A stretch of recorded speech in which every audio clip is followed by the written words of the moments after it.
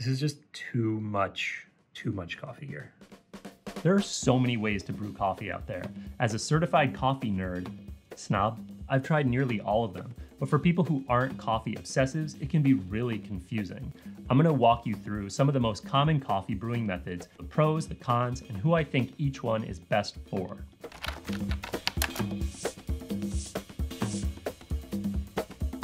The first method is a pour over. A pour over requires a brewing cone with a paper filter that you pour water over and it funnels through into a decanter or a carafe.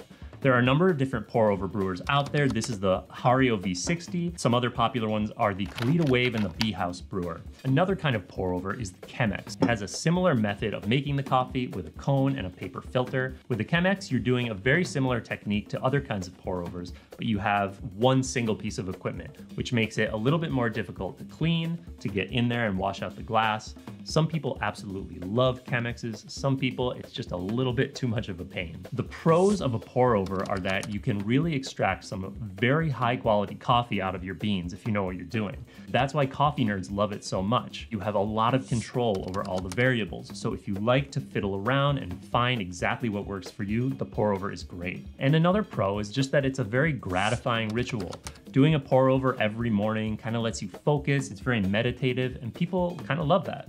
The cons of a pour over are that it really takes a lot of practice. It's not super easy. It's just hard to get a consistent, perfect cup every single time. Another con is that doing a pour over might involve a little investment in some extra gear, such as a digital scale so you can get the dose and the ratio of coffee to water exactly right. Also, a gooseneck pouring kettle like this, which lets you pour a really even, consistent flow of water over your coffee bed. Some people don't think a gooseneck kettle is absolutely necessary, but it does make things easier and more consistent. So who is the pour over for? Well, it's for coffee nerds first and foremost. If you're obsessed with the quality of your coffee, if you want to learn and experiment, the pour over is a great method. Next way to brew coffee is the classic French press. With a French press, you put your coffee into this glass carafe, let it steep, which is what's called a full immersion style of brewing coffee. And then you simply press down on this metal filter, which strains out the grounds and gives you your coffee that you can just pour into a mug.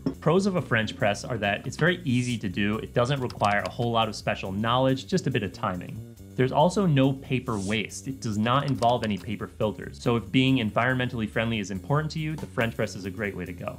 The other pro about a French press is that it's fairly cheap. French press brewers cost between maybe $20 to $40. They're really not expensive, and that's really all you need to get going, and you don't have to buy any other extra gear. Cons of a French press are the type of coffee that it really is suited to brew, which are more rich, heavy-bodied coffees. It's not great for brewing lighter, tea-like coffees. And that's because you're using this metal mesh filter instead of paper. And the mesh filter does tend to leave a little bit of sand or sediment at the bottom of your coffee cup. Some people really hate that. Some people don't mind it. The last con is that it is a little bit of a pain to clean. You can't just dump a paper filter with your grounds. You have to dump the grounds out of your French press, clean it out each time.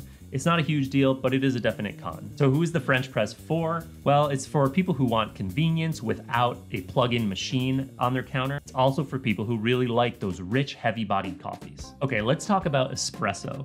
Espresso is kind of its own beast. It requires a lot of equipment. It's very different than brewed coffee. Pros of espresso is that it's very versatile. You can make a lot of different drinks with an espresso base, especially milk drinks like lattes or cappuccinos. Espresso just also has that unique espresso flavor. It's super concentrated, super rich. It really feels like something totally different than regular brewed coffee. The cons of espresso are that it's very expensive. Great espresso machines can cost hundreds, if not thousands of dollars, and you need a very good grinder. You need a lot of accessories, so it's not a cheap thing to get into. It's also pretty difficult to get really great, consistent results with an espresso machine. People devote hours and hours and years of their life to mastering espresso. So if you really want to go down that rabbit hole, just be forewarned, it's not easy. And the last con of espresso is that you only really get a single serving at a time. You can't brew a whole pot of espresso to serve at a party. Each serving requires its own process, and it just takes a bit of time.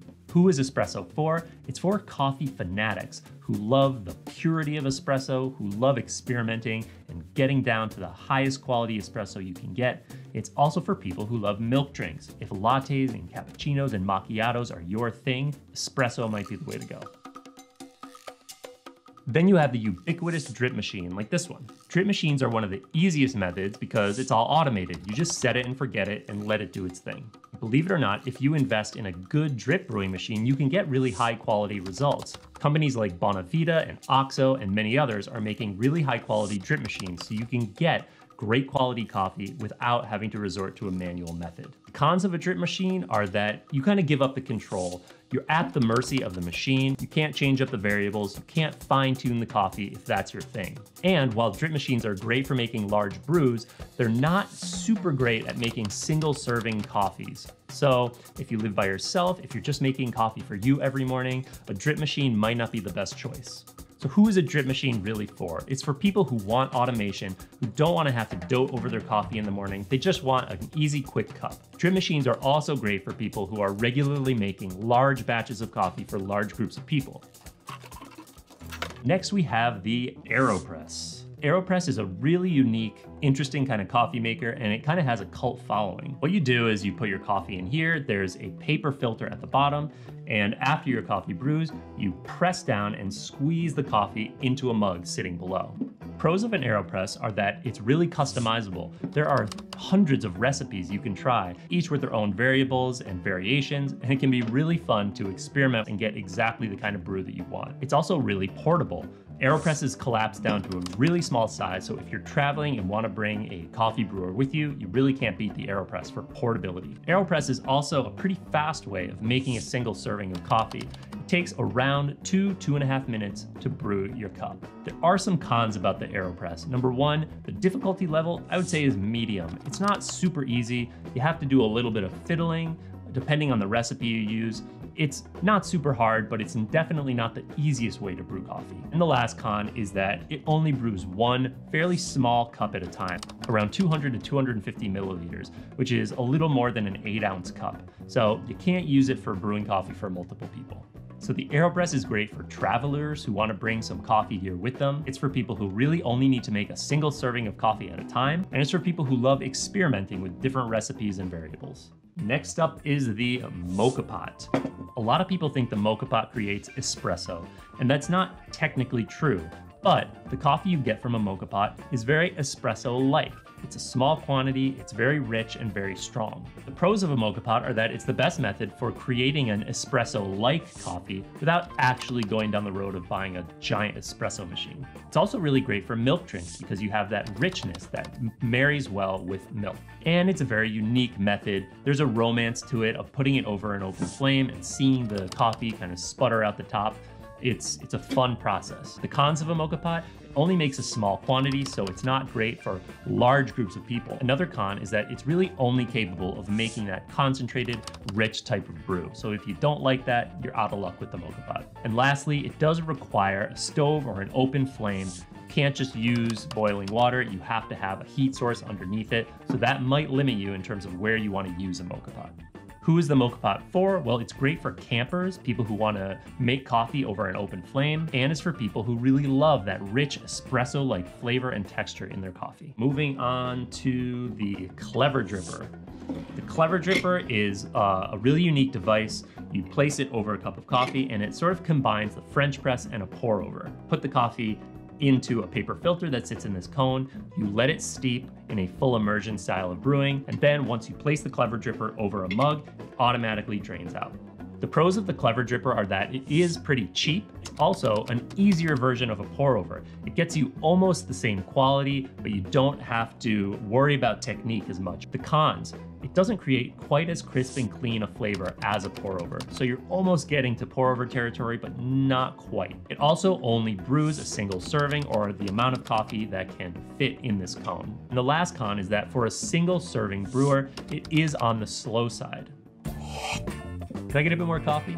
In this day and age, we can't talk about coffee without talking about a Keurig or an espresso. These single-serving, pod-based coffees have their pros and cons for sure. Pros of both of these are that it's the quickest, easiest, fastest, most convenient way to get coffee into your mouth. And really, that's the reason you would buy a Keurig or an espresso. It's not great for good quality, it's not great for freshness, and it's not great for being environmentally friendly. But if speed is your primary concern and you just want a quick fix as fast as possible, a Keurig or an Espresso may be for you. Then we have a Siphon brewer or a vacuum pot. These are really crazy contraptions that not many people brew with, but it's worth mentioning because it is out there and a lot of people wonder about it. Siphon brewing is known for creating the absolute clearest, cleanest, most clarified kind of coffee you can make. Cons are that it is a very involved process. It's not easy to do right off the bat. You really have to learn about the science, and the equipment is fairly expensive, ranging from $80 to $100 and up. Who's a siphon really for? Well, it's for science nerds, people who love to make a show of their coffee brewing, people who are obsessed with that really clean, crisp flavor. Of course, there are many other ways of brewing coffee. There's cold brew, iced coffee, there's Turkish coffee makers, Vietnamese coffee makers, percolators, but hopefully this gives you an overview of what's popular, what's accessible, so you can make your own decision and find the best cup of coffee for you. If there's a coffee brewing method that you're curious about, let us know in the comments. And for more product reviews, tips, and advice, please subscribe.